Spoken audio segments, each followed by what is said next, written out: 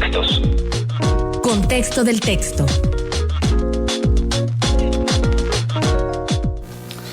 Y le damos la bienvenida al maestro Antonio Álvarez Mesta. Antonio, muy buenos días. Muy buen día. Hay una novela de Gabriel García Márquez que se llama Crónica de una muerte anunciada. Y con esa novela, Gabriel García Márquez, que sus detractores le dicen García Marketing, el genio Gabriel García Márquez, da un categórico desmentido a la idea de que si tú conoces el desenlace de una obra, la obra pierde todo su atractivo.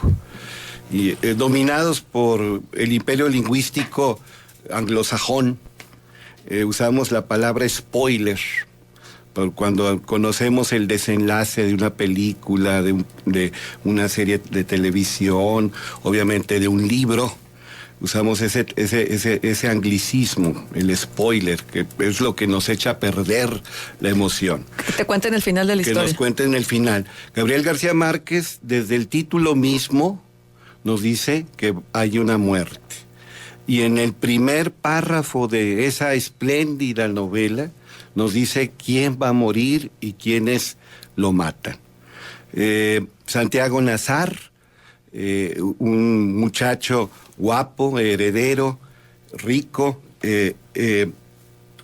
es asesinado por los hermanos Vicario. Ellos creen que su hermana fue repudiada por su marido en la noche de bodas, por haber sido desflorada, es el término, por Santiago Nazar. Y tú lees la novela, y la puedes leer muchas veces, y sigue siendo una novela interesantísima. Me acuerdo una generación de alumnos hace muchos años en el Colegio Americano, que les pedí que la leyeran y la leyeron, se las leí luego yo en voz alta, y de todos modos la disfrutaron, y de pilón les pasé la película, que ya sabemos que nunca va a estar a la categoría del libro, y me acuerdo hasta de las niñas que lloraban asustadas porque iban a matar a Santiago Nazar. Y lo matan, pues ya lo leíste, sabes que sí. ¿A qué viene esto? Es que por mucho que revise la novela, usted no va a llegar a la conclusión así categórica, absoluta, sin dudas, de que Santiago Nazar efectivamente fue quien le robó la virginidad a Ángela Vicario. Hay elementos para creer que sí, hay elementos que apoyan la idea de que es inocente. Entonces, no va a encontrar nunca una respuesta categórica.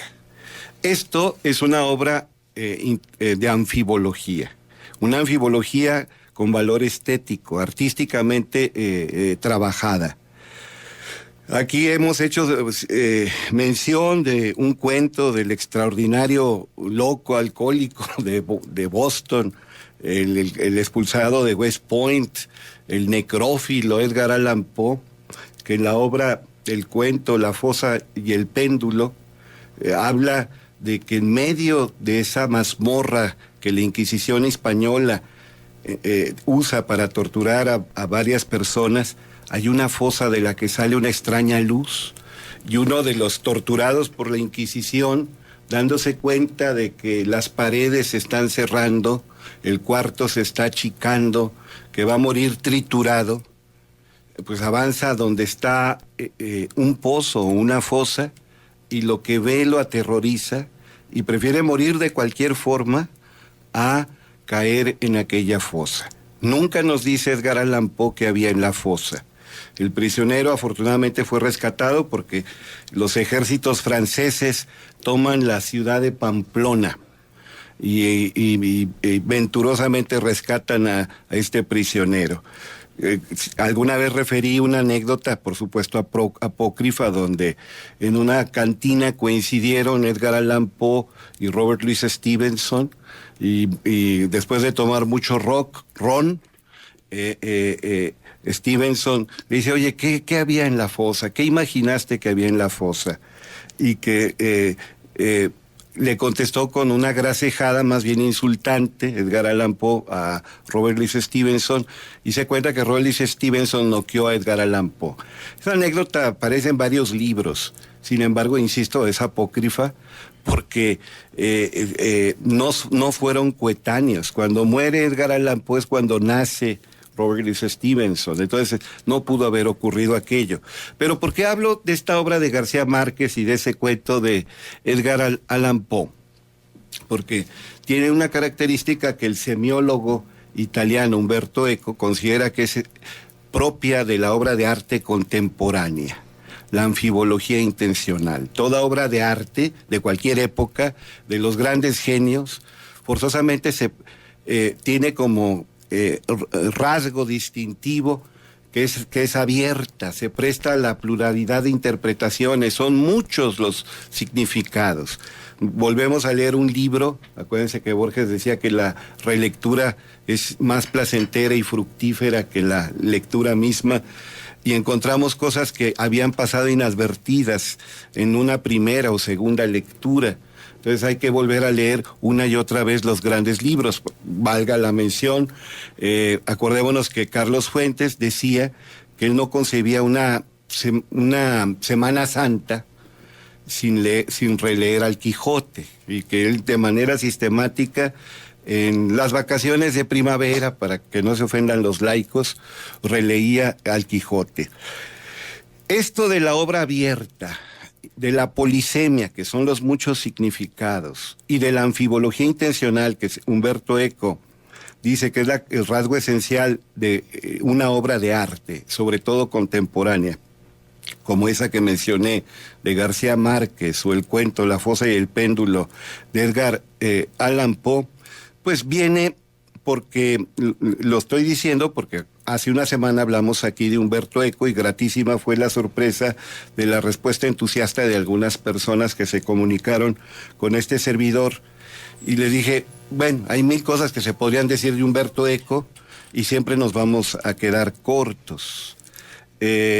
Yo les recomiendo que también lean un libro que se llama ¿En qué creen los que no creen?, que es un diálogo sabroso, ameno, profundo, de Umberto Eco con un jesuita que fue papable, ojalá se hubiera convertido en pontífice, Carlo Maria Martini, un hombre cultísimo, una mente universal, receptivo, siempre con los signos de los tiempos. Y se da este diálogo alentado por una revista llamada Liberal. Es epistolar, un intercambio epistolar, las cartas son publicadas por la revista, es de carácter trimestral, y ya cuando termina el diálogo, donde participan al final otras 6 personas, 2 periodistas, 2 políticos y 2 filósofos, se publica el libro. Es un libro que, insisto, léalo, lo va a disfrutar. Son cartas sobre el fin del mundo, sobre el aborto, sobre el sacerdocio de las mujeres y sobre cuál es la base de la ética. El primer intercambio, los 3 primeros intercambios entre estos 2 maestros, Umberto Eco y Carlo Maria Martini, le tocó iniciar siempre a Umberto Eco. Humberto Eco cuestiona sobre el fin del mundo y recuerda que para la Iglesia el fin del mundo sí, fue un tema muy importante, pero también dice que en la actualidad son más los laicos los preocupados por el fin del mundo, más que los cristianos católicos. Que los cristianos católicos, con esa visión de trascendencia que tienen, que puede incluso adquirir un carácter elusivo, parece que ponen distancia con los temas urgentes implicados con una posibilidad sobre el fin del mundo. En cambio, muchos laicos comprometidos, sobre todo ambientalistas, nos recuerdan sobre los depósitos nucleares incontrolados e incontrolables, las lluvias ácidas, los bosques del Amazonas que desaparecen, el agujero en la capa de ozono, las migraciones de hordas de desheredados que acuden a llamar a veces con violencia a las puertas del bienestar, y el hambre atroz que afecta a la población de continentes enteros. También es Humberto Eco quien habla primero del aborto y dice, yo en lo personal estoy en contra del aborto. Y quizá sea esta postura que yo encuentro muy razonable y que apoyo plenamente de oponerme al aborto, tenga alguna influencia de mi formación religiosa. En el libro no lo dice, pero Humberto Eco hasta los 22 años fue católico, perdió la fe a los 22 años y tuvo una formación salesiana. Francisco de Sales, un santo, fue tomado como figura paradigmática por otro hombre maravilloso llamado Don Bosco, que ayudó mucho, sobre todo a los jóvenes que vivían en paupérrimas condiciones de vida, y instituyó colegios, escuelas que orientaron, apoyaron en todo lo que pudieron a los jóvenes. Humberto Eco siempre estuvo agradecido con eso de esa ayuda salesiana, pero como intelectual ya dejó de comulgar con algunos dogmas eclesiásticos y francamente se volvió agnóstico. La semana pasada, mi querido Juan, aquí hablé de El nombre de la rosa y le preguntaron a Humberto Eco que cuál había sido el móvil para escribir el nombre de la rosa, y él dijo, medio en broma, medio en serio, pero entre broma y broma la verdad se asoma. Él dijo entre bromas y veras que le caían muy gordos algunos monjes y que no los podía matar en la vida real, así que los mató en aquel monasterio benedictino. Entonces, el nombre de la rosa, pues ahí se dio gusto despachando al otro mundo a monjes.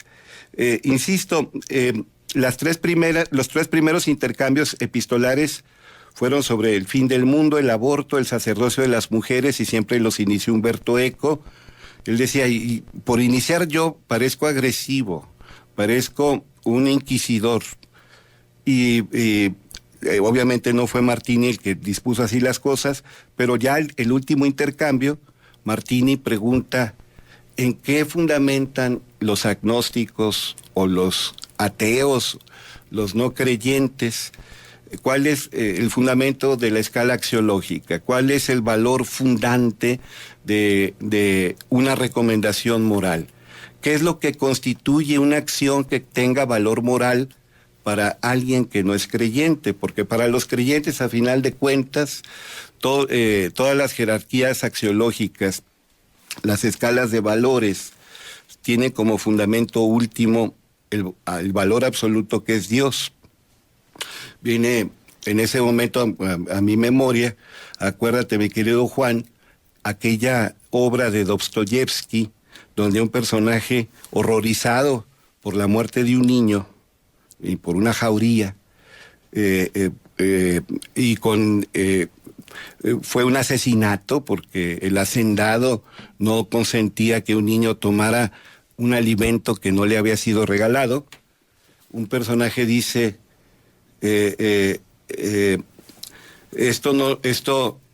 si no existe Dios habría que inventarlo.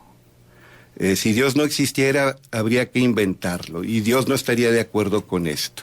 Jean-Paul Sartre, el Premio Nobel de Literatura de 1964, acuérdate que responde y dice, Dios no existe. Uh-huh. Si la pregunta es si en la declaración anterior, si Dios no existiera, todo estaría permitido. Jean-Paul Sartre dice, Dios no existe, y de hecho todo está permitido, pero usando palabras paulinas, sin embargo no todo conviene. Entonces, recomendamos mucho esta obra, En qué creen los que no creen, como también aquella obra medular de semiótica, o la de apocalípticos integrados ante la cultura de masas, que fue escrita antes del actual Internet. Así lo más rápido. Apocalíptico es el que se opone a los medios masivos, considera que es una influencia perniciosa. El integrado dice que la tecnología finalmente siempre va a ser positiva. Y Humberto Eco dice que los apocalípticos, por ejemplo, siempre criticaban y rechazaban. Ahora los apocalípticos siguen criticando, pero ya no rechazan. Los apocalípticos critican Wikipedia, pero se van a Wikipedia. Siempre consultan Wikipedia y andan renegando en las redes sociales, pero están en las redes sociales. Bien, y los integrados pues sigan ahí, Sí. con el kitsch. Oye, yo aprovecho para recomendar el libro Moralidad sin Dios, de Richard Holloway, que es obispo de la Iglesia de Escocia. También lanza mucha luz sobre esto, de Dios y la ética. Muy bien, y tenemos esta pregunta que hace, bueno, es un comentario y pregunta de María de los Ángeles. Dice, en primer lugar, felicitar al maestro Álvarez Mesta, y en segundo, como decía Cantinflas, perdonando mi falta de ignorancia, pero ¿cuál es el significado de anfibología? Ambigüedad. Es lo que significa anfibología. Hasta en las telenovelas mexicanas se ha utilizado y se ha abusado de esta anfibología. Hubo una telenovela que paralizó el tráfico en la Ciudad de México, Cuna de Lobos, el último capítulo, un personaje, el nieto de Catalina Krill, una vez que muere la villana, lo busca su madre, y entonces Diana Bracho, y Braulio, vete a cenar. Yo no soy Braulio, soy el pequeño Edgar. Y entonces sale la incertidumbre, bueno, está otra vez ahí Catalina Krill influyendo en este chiquillo. Carlos Olmos y Carlos Telles hicieron una mancuerna, los dos eran muy leídos, aunque trabajaran para hacer telenovelas, y usaron esto de la anfibología. Anfibología es ambigüedad, dejar abierto, es la esencia de la ópera aperta. Sí, o sea que además de leer y de todo lo que lees, todavía te das tiempo para ver telenovelas. Bueno, por el mal consejo de Carlos Monsiváis, pues nadie se puede sustraer a... Pero eran otros tiempos. No, y nada que ver con lo actual. Y otras novelas. Y no nada más eran figuritas plásticas, analfabetas funcionales. Sí. Muy bien, punto de contacto, Toño. Antonio Álvarez Mesta, @hotmail.com.